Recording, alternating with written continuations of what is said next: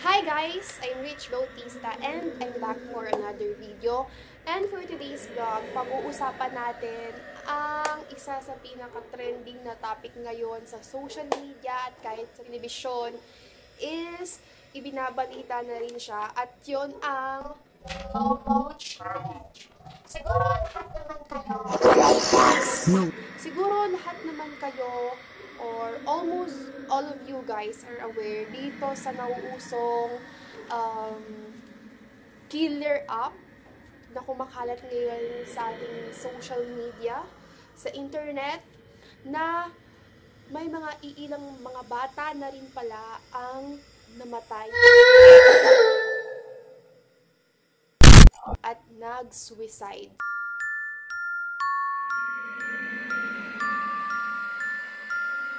So, yun, no, nakakalungkot po dahil hindi natin in-expect na abot pa sa mga ganung punto. Bali, ano nga ba talaga itong Momo Challenge na to? So, bago tayo mag-proceed sa video, don't forget to subscribe muna. I-subscribe mo na yan mga best. At pinutin mo na rin yung notification bell para lagi-lagi tayo magkakasama at na-update ka sa bawat video na i-upload ko. So, to give you a brief background about dun sa Momo Challenge na yan, ako guys, hindi ko talaga alam. Ngayon ko nga lang talaga yan as in narinig. Pero ang Momo Challenge daw pala ay nag-start noong February 2018 pa, last year, no? So, nag-start siya nung mga panahon na yon at meron na rin mga pailan-ilan na lalaro nito, pero hindi siya binigyan ng atensyon dahil wala pa nga pong nare-report na napahamak ng larong ito. Pero ngayon guys, siguro kagabi, February 27, is napanood ko sa TV Patrol. Hindi matanggap ng mga magulang ni Clive Jasper Santos ang sinapit ng kanilang 11 anyos na anak. Yan sa Channel 2 na merong isang batang 11 years old na namatay dahil sa killer app na ito, which is ito nga pong Momo Challenge. So, kapareha ng challenge na ito ay itong tinatawag ring Blue Whale Challenge na nagbibigay ng mga command sa mga naglalaro na gumawa ng mga kakaibang bagay na unusual. Yun nga, unusual, na kapag syempre natapos mo yung or pag nagawa mo yung dare or yung command is mabibigyan ka ng reward, parang ganon. So, nakakalungkot din na malaman na ang tinatarget ng mga ganitong klaseng app or ang tinatarget na biktima is yung mga kabataan o yung mga maliliit na yung mga paslit na nagsisimula sa 11 years old pataas. Yun yung range yung nabasa ko sa Google. Yan, i-search nyo lang din. So, dun nagsisimula ang mga age na tinatarget nila. Iilan na rin yung mga nabalita na naging biktima nito sa ibang bansa. At meron na rin dito sa Pilipinas, kumakalat na rin siya. Iilan na rin po ang nabalita according kay Google na meron na rin po na naging biktima sa Argentina, sa France, sa Amerika. So, kung saan-saan pa, syempre hindi ko na yun kinabisado. Pero, ayun nga guys, ang Momo Challenge na to, or si Momo, ay isa pala siyang Japanese sculpture na ginawa ng isang Japanese, of course, para sa isang exhibit daw yun. Tapos, ayan, ginawa na siya ng mga ganyan-ganyang laro. So, paano nga ba daw nilalaro si Momo? Paano nga ba siya nilalaro? So, according doon sa aking napanood, or base na rin sa mga na-research ko, sa mga nabasa ko, syempre nag-research rin naman ako bago ko magawa ng ganitong klaseng video. So, ayun, meron daw dong 50 task, 50-day challenge na nagsisimula sa easy, sa madali, at habang tumatagal is pahirap na siya ng pahirap hanggang yung pinakadulo ng challenge is yung iba Or I'm not sure kasi hindi ko pa naman talaga as in nalaro yon at wala akong balak laruin kasi ang creepy-creepy ng mukha niya. So, wala akong balak laruin yun. Pero hanggang dun daw sa dulo ng challenge is i-require ka niya na manakit, saktan mo yung sarili mo, or else ang pinaka-worst is kill yourself or pumatay ka, ganon. Yun yung nare-require din ng challenge na yun. So, yun ay very disturbing talaga, lalo na sa mga parents natin na as in may mga maliliit na bata, nakakatakot at napakadelikado niya. Delikado talaga niya kasi as in, alam naman natin na lahat ng mga bata ngayon is prone na sa gadgets at mukha talaga nila at ang oras nila ay ginugugol talaga nila sa pag-cellphone lang at sa pag-YouTube. So, paano nga sila nakakapunta doon sa as in conversation nila ni Momo?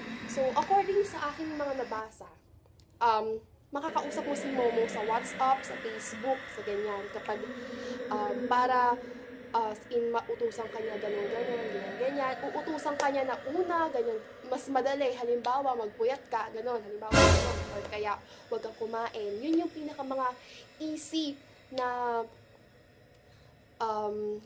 easy level ng mga command niya hanggang pahirap na siya ng pahirap. So, syempre yung mga bata, alam naman natin na yan, unconscious yan, hindi pa sila ganon, wala pa sila gaanong alam or hindi nila alam kung tama ba or mali yung ginagawa nila. Yan kasing yung mga bata, isusunod lang yan ng susunod sa mga inuutos. Yan, diba? Ganun naman talaga ang mga bata. So, yun na po ang nakakatakot doon na sumusunod talaga sila kasi doon sa Momo Challenge, once na sumunod ka is may reward ka daw, sabi may reward ka daw, at kapag tinry mo refuse or wag gawin yung isang araw na challenge is si Momo daw ay threaten yung user. Parang tinatakot niya, nasaktan yung pamilya, halimbawa may kakatok daw sa pinto at kukunin siya. Siyempre yung bata is matatakot. So the tendency is gagawin niya na lang yung inuutos ng character na yon. So yun yung mas nakakatakot guys kasi diba bilang isang halimbawa matatanda na tayo, may utak na tayo, yung mga kabataan natin is talagang prone na sila sa mga ganong klaseng mga bagay. Isa sa mga mga victims nila, ayan, ipapakita ko na lang sa inyo yung mga pictures, pati pictures ni Momo, yan. Ipapakita ko na lang sa inyo mamaya at the end of the video. Pero, kung mapapansin nyo, yun yung way, di ba? Yung makipag-chat ka kay Momo para makalaro mo siya or makausap mo siya, is yung i-chat mo nga siya through Facebook and WhatsApp. Pero may nakita ako sa Facebook na may mga magulang na nagpo-post about sa mga YouTube videos, yung mga pambata such as Peppa Pig, na lumalabas din daw doon. Yung parang biglang uma-appear si Momo doon, tapos syempre yung bata mako-curious, i-click nila, and then pag-click nila doon is i-require yung bata na i-install yung WhatsApp na app. And doon magsisimula yung conversation nila and so on and so forth. So yun nga, meron pa eh. Hindi lang kasi itong si Momo ang dapat nating talagang iniiwasan.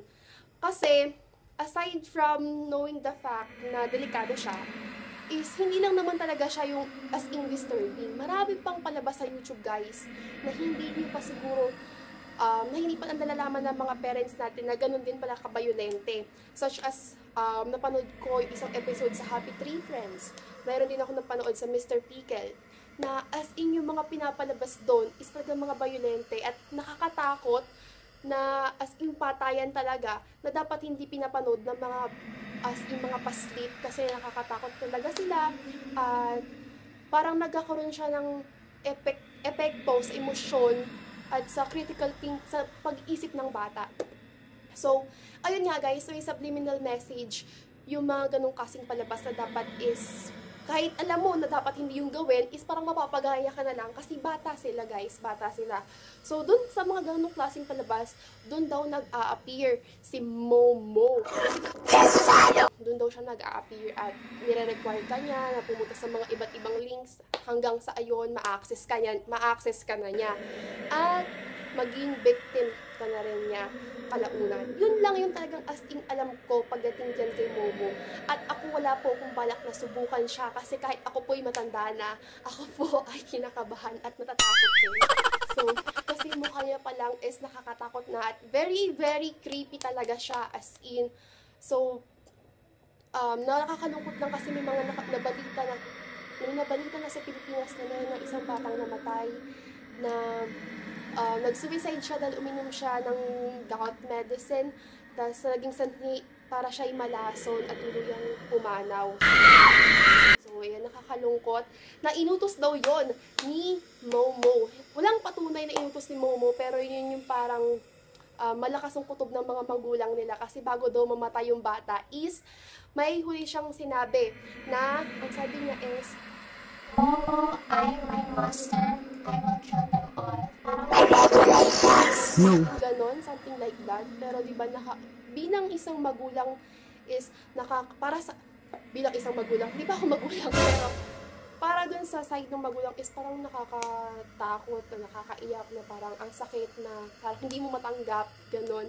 So, ang masasabi ko lang po dito sa kumakalat na larong ito na very disturbing talaga, isa na lahat po ng mga magulang natin or lahat ng mga magulang out there na nakakapanood, isa na bantayan po nating maigi yung mga anak natin or yung mga kapatid natin or kahit hindi ka pa magulang yung kapatid mo na lang, basta yung may mga maliliit na mga paslit ay dapat binabantayan po natin silang maigi, lalong-lalo na sa mga gadgets na hawak nila, kung ano man yung ginagawa nila doon, kung ano man yung pinapanood nila. Kasi kahit hindi si Momo ang ginagawa nila, kung marami pang mga ibang bagay na ino-offer ang internet or ang web na mas nakakasama din, ganun. Kaya dapat ang mga magulang is mas maging sigurista sila. Siguro mas maganda na paglaruin na lang natin sila physically kaysa humawak ng mga gadgets. Hayaan natin silang maglaro ng mga karaniwang laro noong unang panahon. Kagaya na yung as in toys talaga or hayaan natin silang kung gusto mo nilang manood yung mga educational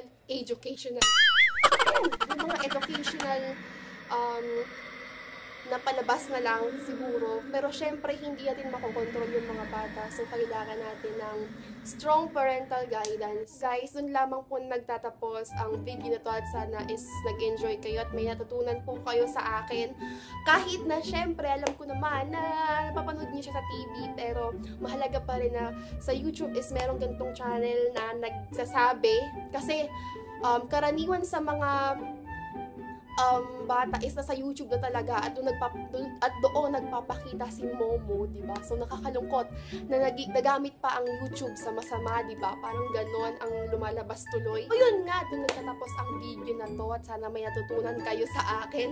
Ang dami ko nang sinabi. Pero ayun, lahat naman, sa tingin ko, lahat naman ang sinabi ko is sana nakatulong sa inyo.